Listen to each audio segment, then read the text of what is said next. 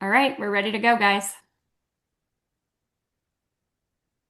Well, good evening, everyone. Dr. Stacy here. Thank you so much for being here with us tonight with the inventor of our LifeWave technology, the owner of LifeWave, the CEO, founder, David Schmidt. We are so grateful and blessed that he is joining us this evening for this special live Zoom and, of course, recording. So don't worry, it'll be recorded so you can share this with as many people as possible. Many of you were in Orlando with us in July, and David came and was sharing just so much brilliant information on stage. And you probably remember that we had a fire alarm right towards our Q&A session, and we got cut short. And I know that when I reached out to you after, David, I said, please, do you mind to finish our Q&A? And you said yes, but I'd love to talk about some other things as well too. So thank you so much for taking the time to be here this evening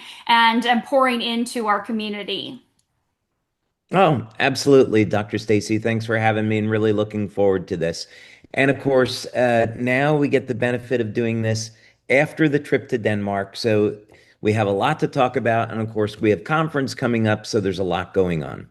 Absolutely, absolutely. So I do definitely want to get to conference and I want to get to Denmark. But let's just take us back a little bit, if you don't mind. We were actually in a deep discussion talking about X39, and of course, a lot's happened since then. So I'm going to jog your memory. I was asking you a question in regards to people's concerns with the X39. We know we're elevating GHK.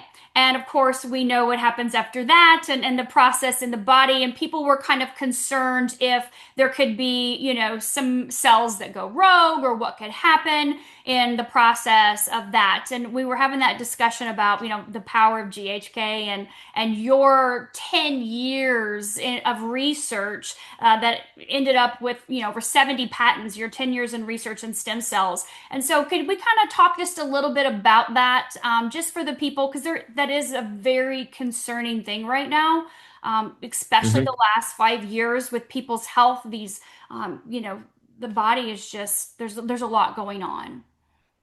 Sure. Yeah, I think it is a great subject to talk about because actually, this helps someone to structure a program for natural treatments of different types of health disorders. And I think it's a good time to say I'm not a medical doctor. I'm not any type of doctor. I'm a researcher, inventor, and we're not making any type of medical claims or providing any type of medical advice. But what I mean by this is that when we understand the root cause of disease, and let's use cancer as an example, then we can structure a therapy program that's actually going to be efficacious and not harmful to the body. So if we look at references, for example, from Stanford University School of Medicine, what we'll see is that today, an accepted definition for the origin of cancer has to do with the mutation of stem cells. And this occurs as a result of introduction of a carcinogen into the human body. So this can take many different forms. This could be radiation. This could be some type of synthetic material like a pesticide, or it could be a heavy metal, could be tobacco. Pick kind of your poison here.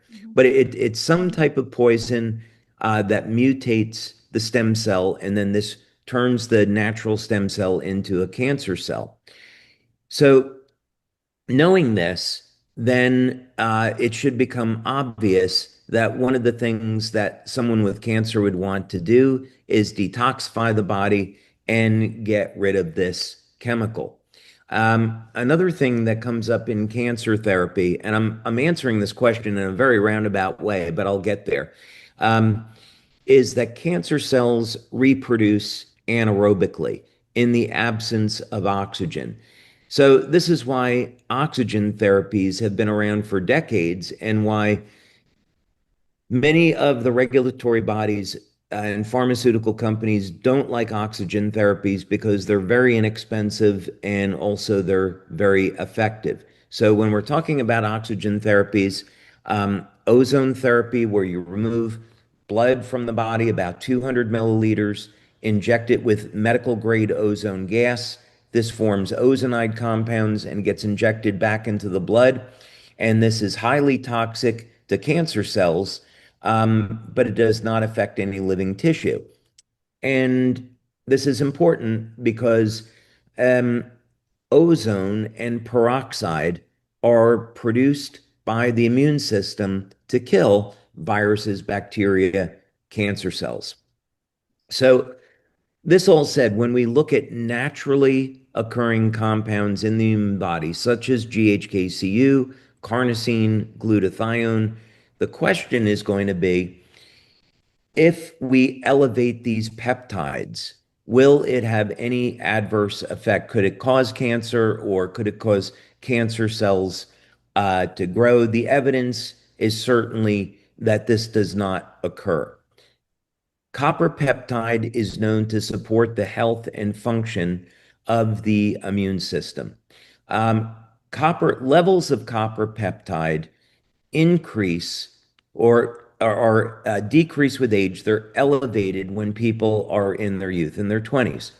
So what this would mean is that if copper peptide was toxic and increased risk of cancer, we would see people in their teens and 20s getting cancer from elevated levels of copper peptide, but it doesn't happen. It's very similar when we talk about something like testosterone. Um, Many medical doctors are taught that elevated levels of testosterone is going to be a cause of prostate cancer. I've had dinner with Dr. Abe Morgentaler, maybe many, many years ago now from Harvard, and he completely dismissed this idea that there was no relationship between testosterone and prostate cancer. And in fact, there's a number of natural nutrients which we know are very effective at treating prostate cancer, but that's another matter. Glutathione, another great example. Glutathione levels will decline with age, and we know glutathione is a principal part of the immune system, the body's master antioxidant. And so introducing glutathione to the body is only going to support the health and function of the immune system. Now, if someone is getting chemotherapy, um, their oncologist may not want their patient to take glutathione because they feel that it makes the chemotherapy less effective. But that's a separate conversation. So I think we can say that natural compounds in and of themselves are not going to be a cause of cancer. These are known carcinogens that mutate stem cells. Wow, that makes a lot of sense. Thank you for clarifying that. I know we had people that were like, wait, what was he going to say? Are we okay? Are we safe? Of course we know. We have millions of people patching around the globe now over the last 20, almost 21 years. And so we don't have millions of people running around with the patches on, experiencing those adverse effects, of course. So we know that we see the opposite. So I have a couple Right. questions about X39. So based on your 10 years in stem cell research in developing the X39, how would you say that it affects the systemic repair prioritizing in the body? So, like, how does the body decide what to repair first once these cells are activated? Is there a set sequence? That is an extremely interesting question. So, first, we want to look at um, the fundamental control mechanisms within the human body, and that's ultimately going to be light. So Becker was the one, I think was probably the first one to say that it's going to be the electrical or energetic fields of the body that are going to control the biochemistry. So when we're looking at how to structure a plan that's going to work for us, That's going to include, of course, diet, exercise, proper rest, hydration. We want to take care of the biochemistry with proper nutrition and supplementation.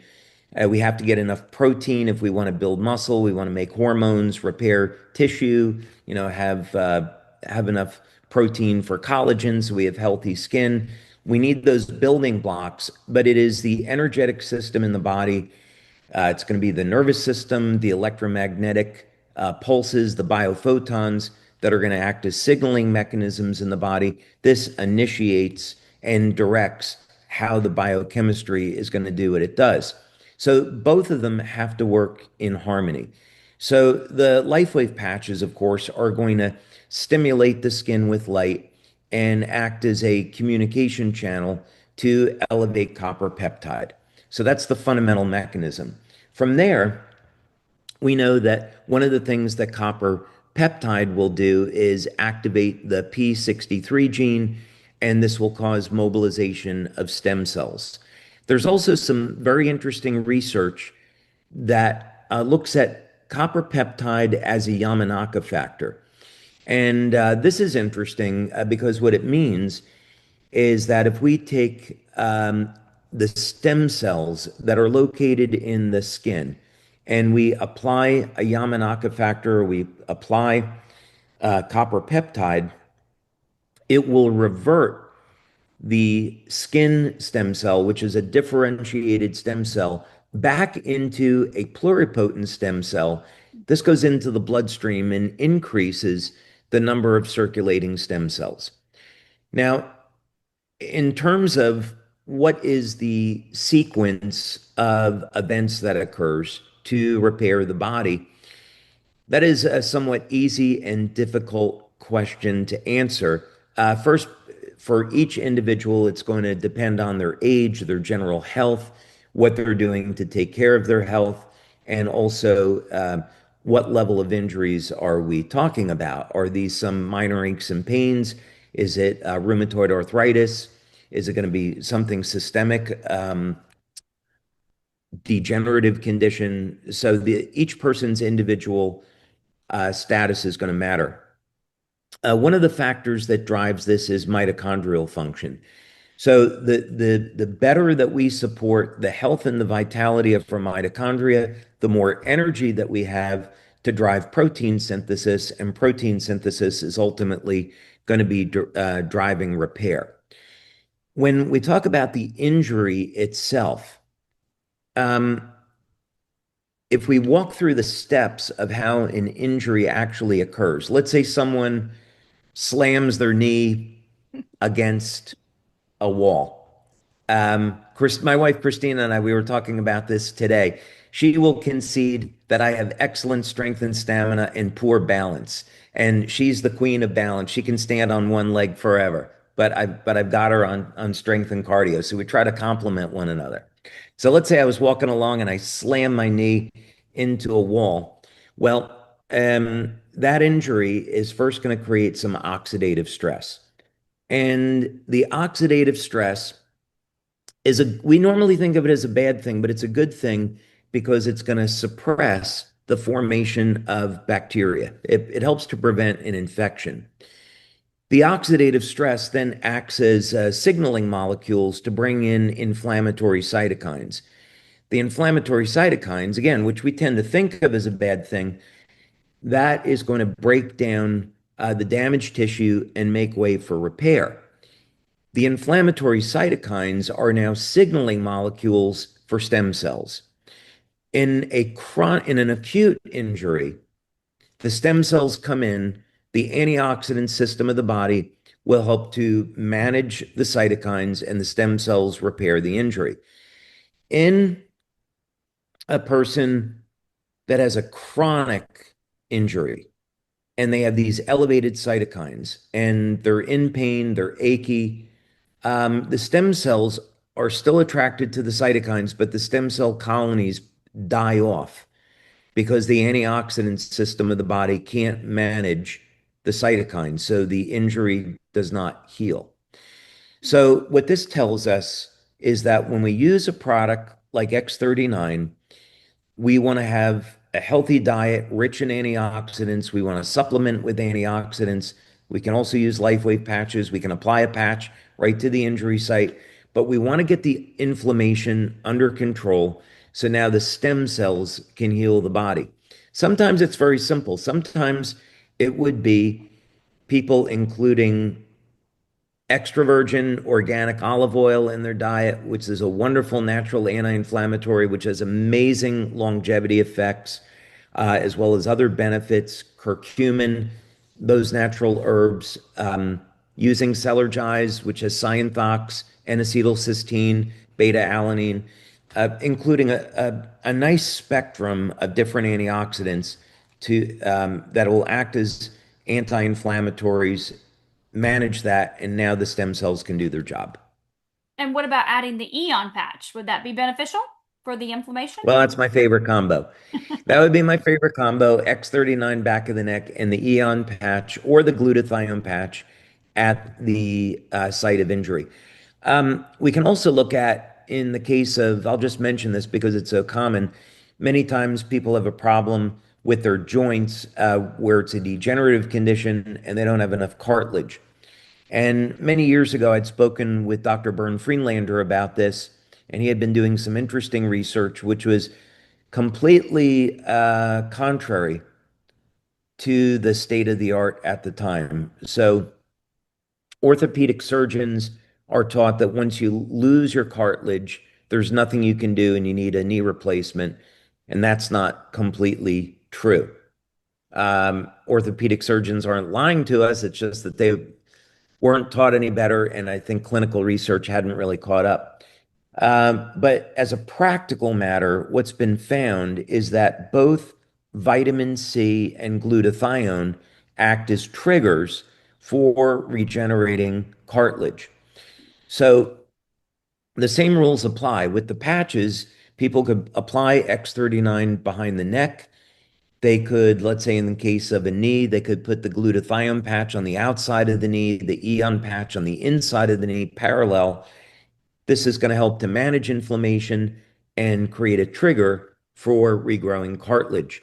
Now, this is to say that it would be wise for a person to supplement with collagen, make sure they're getting adequate protein so they can build the cartilage. And I'd also recommend vitamin C, 1,000 or 2,000 milligrams a day. But this is just to say that the body has these amazing ways to heal and repair if we can get the inflammation under control and we have the right signaling mechanisms. Perfect. That makes perfect sense. So let's shift gear just a little bit. So you drank a glass of water. So let's talk a little bit about the X2O, which of course you have already pre-launched that machine last month. We know senior presidentials, executives, and now our senior directors are actually receiving their emails. So we have hundreds and hundreds of people around the United States that are receiving their machines and are so excited. And of course, we have an FAQ. And so we're not going to go over the FAQ. That is in the chat. And my co-hosts are going to drop that in the chat again. If you didn't see the FAQ, it's 11 pages, very thorough, lots of great information. But we do have some questions just in regards to a couple things with the machine. So first off, you did mention in the FAQ the types of water to put into the machine. And it said not to put alkaline. And of course, we know we have the Kangen machine out there, and we have a lot of people that utilize that, or they utilize some other type of alkaline water or hydrogen water bottle or machine. So why, they just want to know why to not put alkaline water into the X2O water machine. Yeah, the answer is actually really simple. We haven't tested alkaline water with our filter system. If we were to bypass the filters and then put them into the light processing chambers, we could run that test and it's probably compatible. I wouldn't see that there would really be an issue with it. But we're not certain that alkaline water would be okay for the filtration system. We have two separate filters, as you know, in those machines. So we'd rather be go the conservative route and just recommend don't use them because we don't know if it would cause any harm. Perfect. Thank you. Okay, one other kind of logistics. So we have been or heard, I guess I would say told, but been heard that unadulterated water is structured as H3O2 and not H2O like we've been taught. This is a question from someone in our field. So is that true? And if it is true, does the X2O machine change our H2O water to that? I'm probably as controversial already without having to get more controversial about the structure of water. Yeah, what X2O is designed to do, which I think is controversial, and not accepted scientifically. But the fact of the matter is that we have demonstrable effects. We can measure changes, physical changes in the properties of the water. We have Dr. Glenn Ryan, who we've been working with the past year, who's a brilliant scientist, recognized globally, doing in vitro work for us, who just gave me some fascinating results from some of his studies today, that maybe I'll mention if you get me in the mood for it before we end the call. But I mean, one thing that we see is that the light system that we're using is in fact changing the conductivity of the water over time. So this method is absolutely having an effect on the physical properties of the water. We have seven clinical studies called these, they're both pilot and double blind studies on having individuals, we're now maybe at 300 people, have taken X2O in a clinical environment where we've done a variety of blood tests, urine tests, whole battery of different bioelectrical tests, EEG, thermography, heart rate variability, biowell, biopulsar, looking at how the human body responds immediately within 10, 15 seconds of drinking X2O. Whereas, of course, with a regular glass of distilled or spring water, that doesn't happen. So these effects are measurable. So, with respects to the structure, what I would say is when I first started doing these experiments, um, I was utilizing a PEM fuel cell to convert water over into hydrogen and oxygen, and then reassemble the hydrogen and oxygen back into water in the presence of a catalyst using these very specific wavelengths of light arranged in a very specific geometry with the purpose of creating resonant domains between the bonds of the hydrogen and oxygen so photons of light could get trapped in these bonds so that once we would drink the water, the light gets released into the body. So the thinking was that if we know the methods, the wavelengths of light that will activate the mitochondria, trigger regeneration of the cell, most effective way to do that would be if we can get those wavelengths inside the body. And so light and water become a preferred method of healing, with water being a delivery system. Regarding the actual structure, I think there's some pretty good literature and practical experience um, to say that you can take water and change its structure in a variety of different ways, which would lead me to believe that it is in fact H2O. But I wouldn't say that's definitive. Maybe there's evidence to the contrary. But some of the things that I've seen in my own work is that the bond angle of water can change. Normally, it resides about 109 degrees, but it can actually change to 114 degrees and take on different properties. There's also, many people on this call might be familiar that there's another form called electrically expanded water, which is HHO, and that form of water is a gas and it actually combusts. but it's and releases its energy.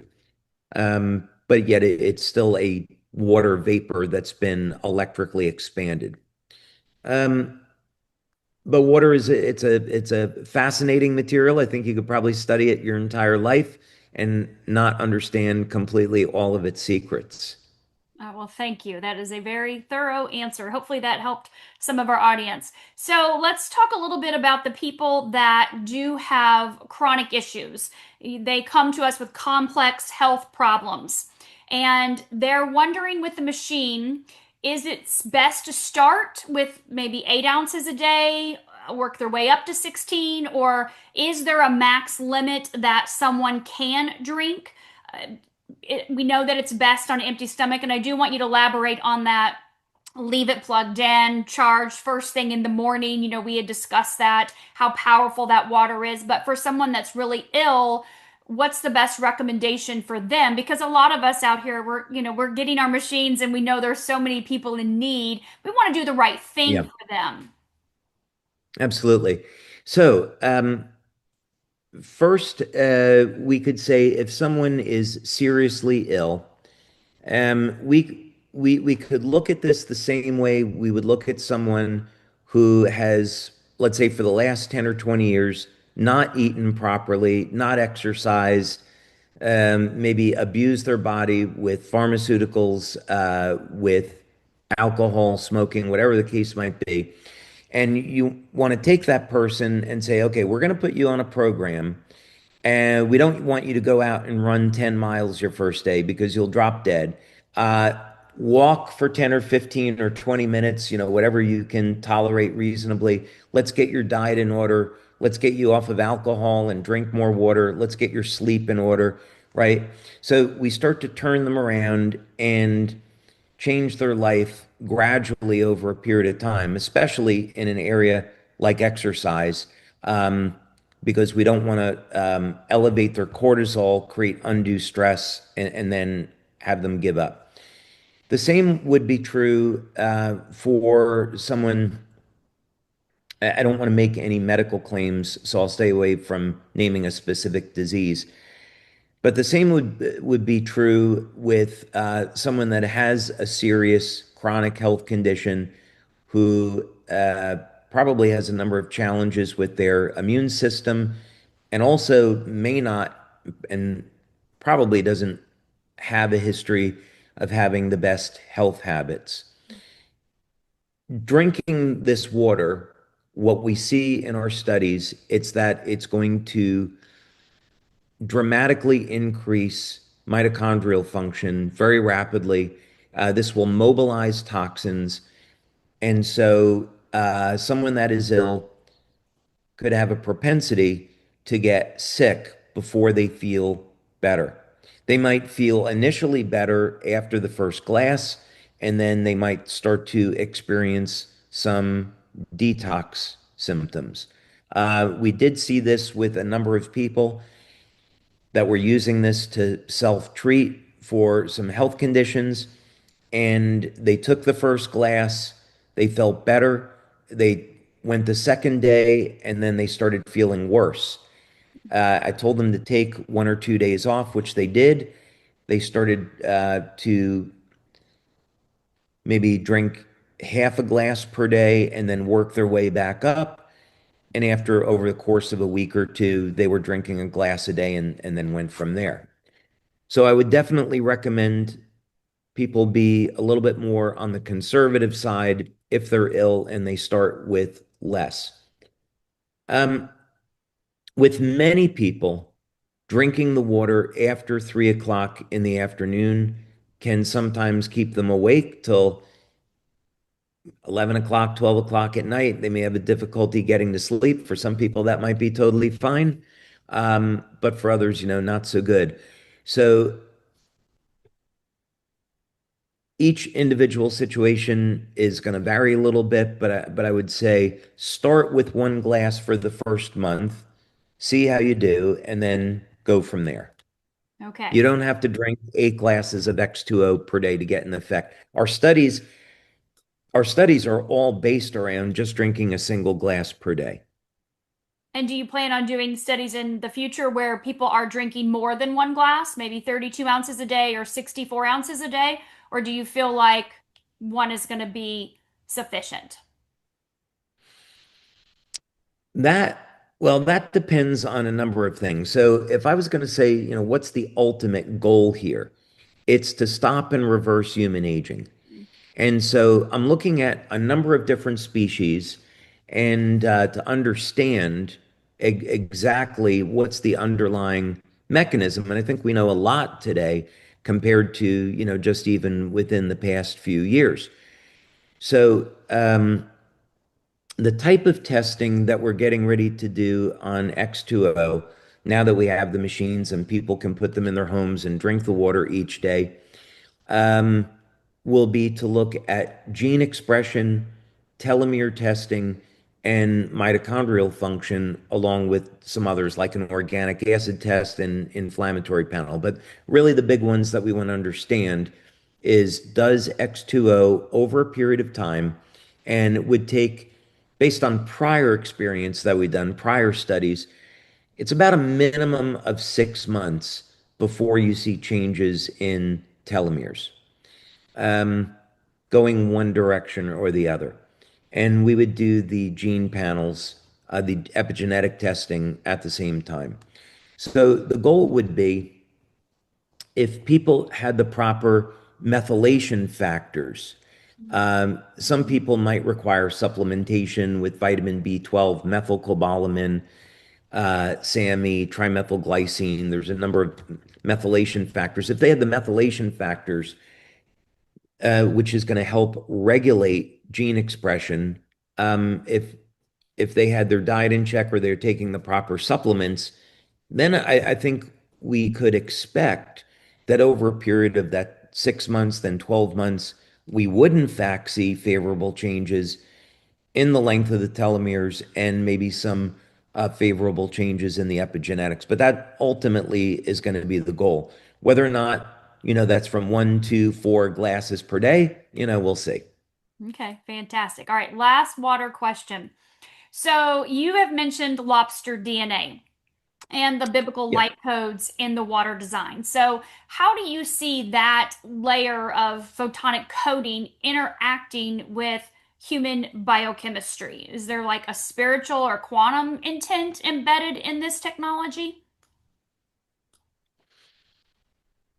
Well, I'm more concerned, I think, with the biophysics and delighted that the spiritual component is there. Meaning, I enjoy reading the Bible to be a better person, but what I wasn't expecting to find was a mathematical correlation between what I was seeing in lobsters and the numerical sequences in the book of Genesis. And since going down this road, I think I'll probably study this the rest of my life. I'm not going to get into it right this second, but in another section of the first 5 books of the Bible, I found a mathematical sequence that I interpret as a formula for an entirely new source of energy. So the Bible is much, much more than what it seems. It's a book that I think defies time and space. And I certainly believe it's evidence that there is a true living God, and the Bible is the inspired word of God. So when we look at the biophoton emissions in lobster, we see some underlying mechanisms here that certainly are relevant and applied directly to human beings. So, what I mean by that is the wavelength of 630 nanometers, which is found in lobsters, is a very well known wavelength in human beings for turning on the mitochondria. 630, 660, 850. We know that these upregulate mitochondrial function. Um, in our work, we use the exact data set in lobsters. And instead of trying to transpose these and figure out, well, what would it be with human beings? I thought, okay, let's see if this is going to in fact have effects on human beings, the same wavelengths. And we found that we didn't have to change it in any way, that it worked just exactly that way. I think another insight that was really important, which in retrospect seems pretty obvious, is that lobster blood is based on copper, not iron. Um, Much like for our Star Trek fans online, Vulcan's blood is based on copper, not iron. Um, but this is just to say that in human beings, it's inverted, and we see iron in the blood and copper in the skin. And I filed a patent on this more than 20 years ago now, on how you could take advantage of the uh, energy field that's produced as a result of this. In other words, in physics, this is a combination of the Thomson and Seebeck effect, or the Peltier effect in some sense. But in any case, if we take dissimilar metals like iron and copper and we heat one side and we cool the other, we're going to get a flow of electrical energy. And of course, when you have a flow of electrical energy, you have a magnetic field that forms at right angles. This, in fact, happens in human beings, and it also happens in lobsters. So, what this is to say that when I was looking at the wavelengths of light based off of copper, I then said, okay, I need to go back and look at the wavelengths in lobsters that would be presumably based off of iron. And then I got a second set of wavelengths that I later found out where they were. And then I found that same mathematical data in the story of the tree of life. So it all came back to the Bible. So literally, the book of Genesis is an instruction manual for how human beings were originally immortal and how some species today still have that. And we may be able to find a path back to biological immortality, which I don't think, by the way, is really the point. I don't think necessarily the goal is to live to be 1,000, uh, as some of the ages in the Bible. I think it's more of if we could have a life where we don't age, and if our lifespan is 100 or 150 or 200, and we never age, and we can be productive and have an amazing, enjoyable life and not have to worry about being sick, I think that's tremendous. That's for me. Sign me up for that goal as well. Sign me up. Absolutely. I'm in the right place at the right time with the right man, that's for sure. The right God that's downloading all of this information to you. So grateful for this. So, David, let's shift gears a little bit. I know I want to talk about the Thunderstrike drone facility that I just attended the ribbon cutting for a couple weeks ago.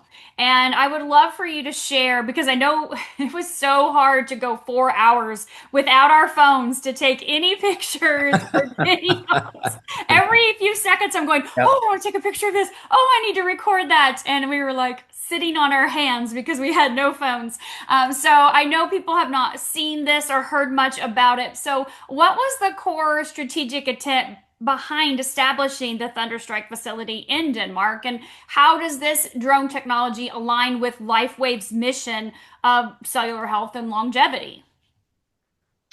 Yeah, this has been one of these projects where I think you would say you never know in life when God is working in your life and you have things happening, what sometimes seems as something very innocent can turn into something completely else, and incredibly great things can happen.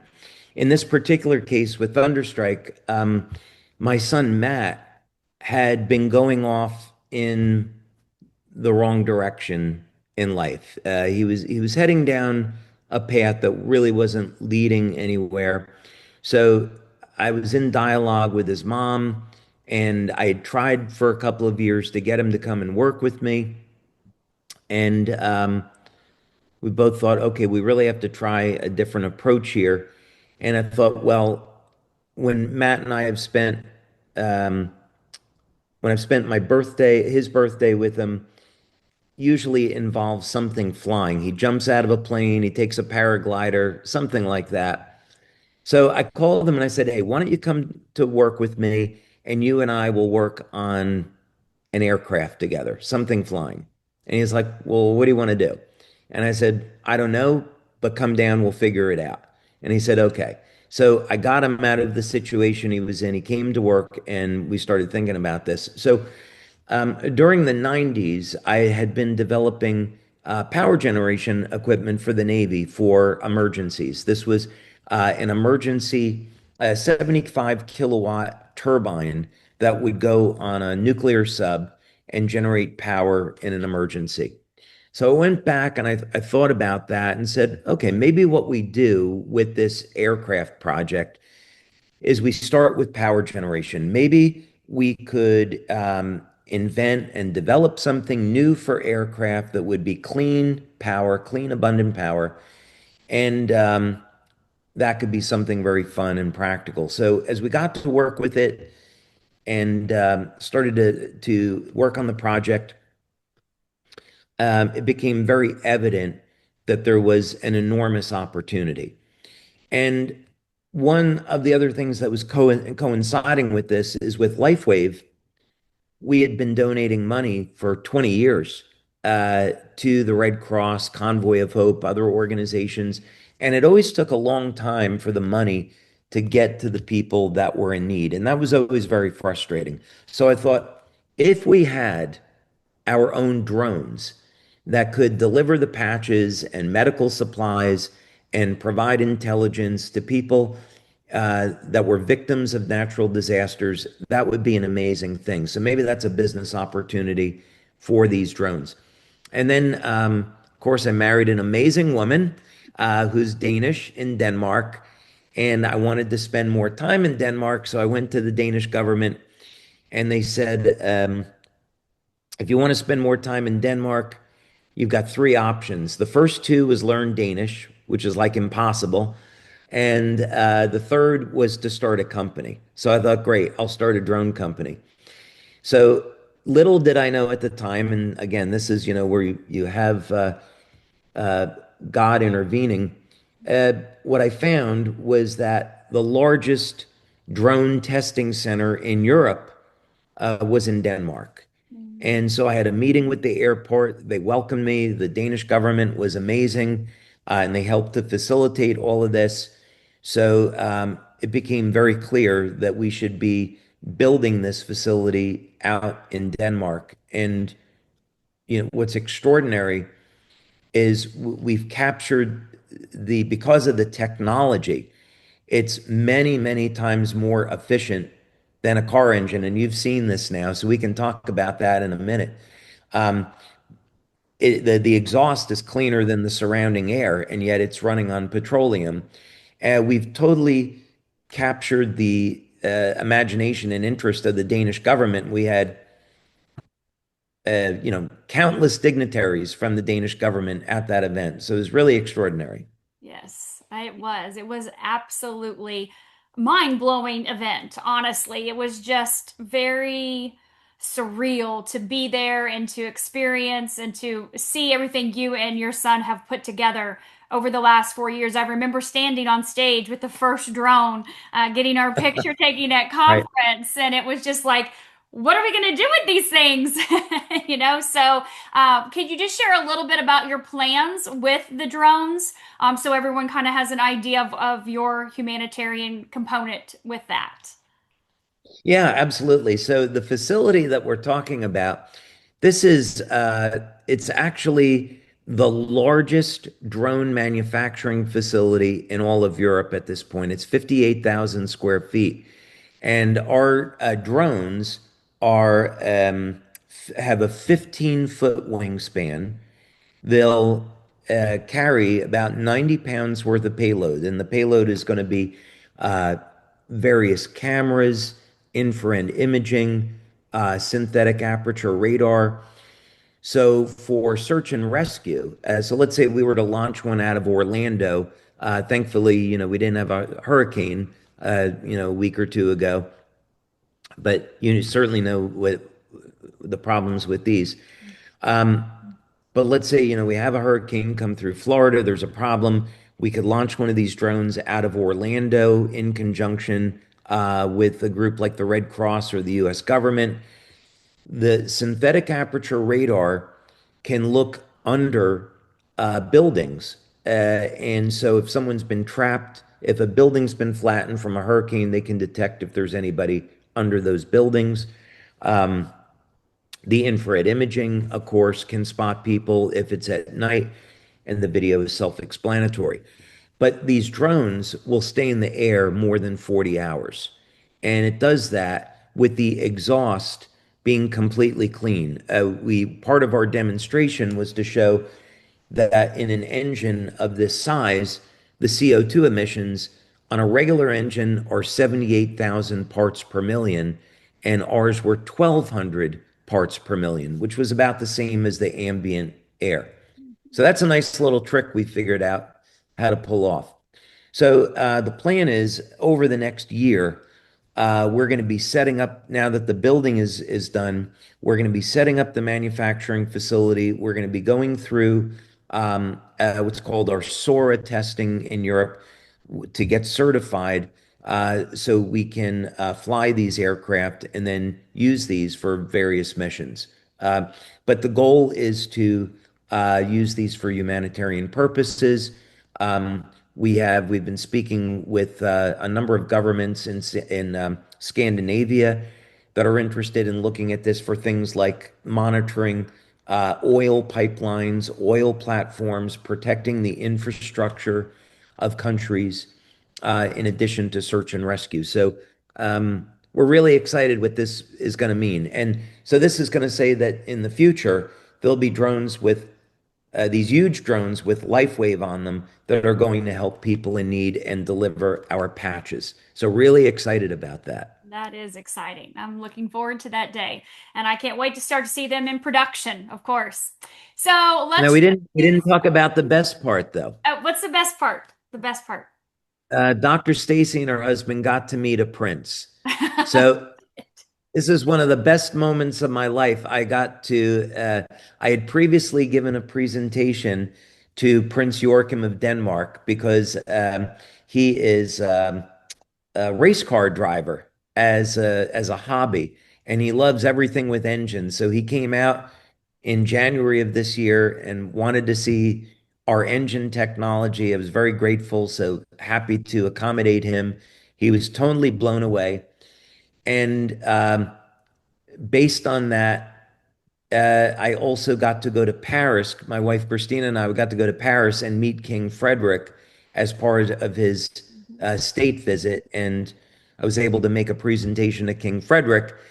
And then because we had done so well there, Prince Joachim agreed to come to our event. So all of our LifeWave leaders got to shake hands with Prince Joachim and hear him speak about how important humanitarian projects are to him and the royal family. Yeah, you could tell he was very passionate. I know you had said he was not planning on speaking at all to our group, and he just took that microphone and he was just very passionate about what you're doing and what you're bringing to the community there, to Denmark and all of Europe. Well, So, you didn't hear about what happened after that though. So after Prince Joachim addressed our leaders, then he exited the building and he got into his car and he drove away. Well, uh, I stepped out of the building with Christina to wish Prince Joachim a goodbye. I shook his hand to thank him. And then he reached over because his wife is French. He kissed Christina on the left and the right cheek and then got in the car and drove away. So it was like, how am I going to compete? My wife has now been kissed by a prince. I've got real problems here. So, but it was really, really great, memorable event, and so blessed that it went the way that it did. oh, I am too. That is wonderful. That's great. I don't think there's any competition in Christina's eyes, though, so I don't think you have anything to worry about. I think I'm okay for the moment. I think I'm Yeah, okay. I think you are. All right, David, let's talk about something that's very exciting coming up for our entire field in just 6 weeks. We are going to be heading out to Anaheim, California for the 21-year anniversary. I know we're going to keep these anniversaries going. Talk to us a little bit about conference next month in California. Yeah, it's going to be amazing. We set a very, very high bar last year, and we've brought in some entertainment again for Thursday to open up the event. I think everyone will like what we have in mind. Okay. And then we have really full schedule on Friday and Saturday in terms of the content. Um, I'm going to be taking quite a bit of time to go through some of our new studies that we're doing on X39, on X20, presenting some more of the science. We have a new scientist that has not been at a LifeWave event before, who had been doing a study on X39. She's going to come in and present her work. She's a brilliant PhD, and we're thrilled to be working with her. So she's going to present her results. We have some amazing guest speakers. I am going to be, I've decided I do want to share what's coming down the road in a future technology release at LifeWave. So I'll be doing that. We've got some incredible recognition that's coming, some business training, Mhm. and we have a secret project that we've been working on for business building that's going to surprise everyone. But basically, we're doing a number of things to make LifeWave a household name. And we have a very, very interesting way of building our business with social media that hasn't been done in the network marketing industry before, not this way. And we're going to be showing that off, and it's going to be great. Of course, on Friday night, uh, our leaders are going to be walking down the red carpet. Our brand partners are going to get to see our documentary on X2O. Mickey Willis has done an amazing job on that. And of course, then we'll have an after party. And then Saturday, of course, that day is very, very full with business, mostly with business building. And then we get to Saturday night and we celebrate with Sir Elton John. So it's a very, very full event, packed event. And do we have any tickets left for that still? If any brand partners interested in joining us? That's a good question. I had an events meeting this past week, but I didn't get a new head count on that. There may still be some tickets left. I'm not entirely sure. Okay, so we'll have to check that out for sure. We are looking forward to that event. I know I have been to 4 conferences and every one it just gets better and better and better and my mind is even more blown. So I cannot wait to see everything that you have to share with us at conference next month. That's going to be so exciting. So We have a number of things that we've held back that are going to be really, really fun surprises. I did, in fact, create from our lab. We built in our lab two gifts hmm, for recognition, and that we're going to be sharing this year. You just have to see what it is. But this has become a thing that we like to do. We like to create these gifts that you can't get anyplace else. And we're going to be doing that again this year. that makes it so special. I have a couple of those here. They're very, You very, do. very, very sacred pieces in my collection here. So, so grateful for that. So, David, let's just kind of, in wrapping it up here, what role do you see LifeWave playing in the next 10 years as a health tech company? Is it a platform for energy medicine, decentralized regenerative health movement? What's your broader vision for the next 10 years? Someone that's maybe new to LifeWave going, where is this company going? What do we have planned? Are we, obviously we're patches. We've been patches for 20 years. We have our cellular, our water machine, of course, the humanitarian with the drone. So where do you see us going?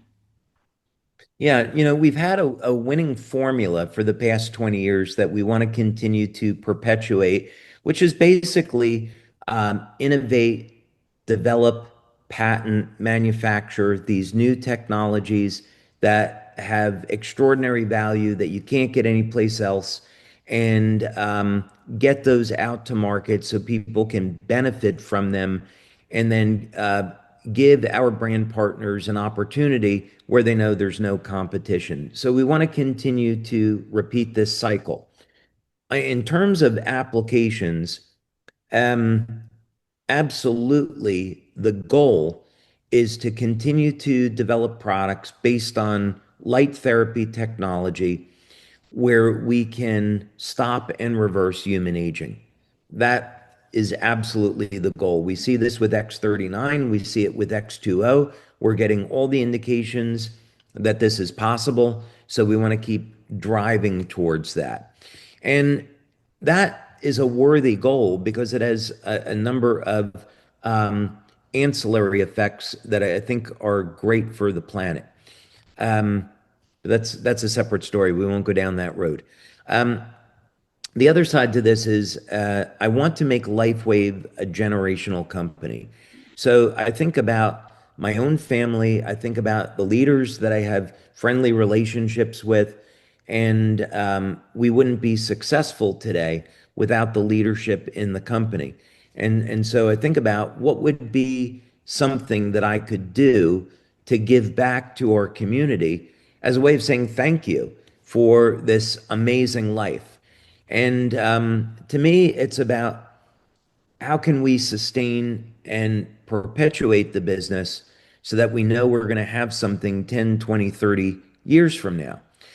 So part of what it is that we're doing with the drone is all based around power generation. And it kind of all comes back to that. So you've seen this technology for yourself, and you know that it's basically doing things that are impossible. So the goal would be to take that technology, take it out to market, um, and that will be within a period of about 5 years or so. And this will mean that we'll have an entirely new business opportunity where people can connect this generator to their home, get rid of their electric bill, power their electric vehicle, and generate enough surplus electricity to sell it back to the grid and earn money. And we think that Meredith and I think that when we roll that out, LifeWave will double in size that year that we roll out if we can keep up with the demand. So that is what we're planning over the next 5 to 10 years is to come out with new technology that is that we develop ourselves, we patent, we manufacture, exclusive to LifeWave, and continue to turn LifeWave into a generational company. That's the plan. So, with that last word of generational company, there has obviously been a lot happen in the industry this year of multi-level marketing. And I know you and Right. I talked about this, something we wanted to address the audience in Orlando in regards to our company structure that you started with over 20 years ago in the multi-level marketing industry. And with so many upsets this year, how do you see LifeWave in the future as a multi-generational company?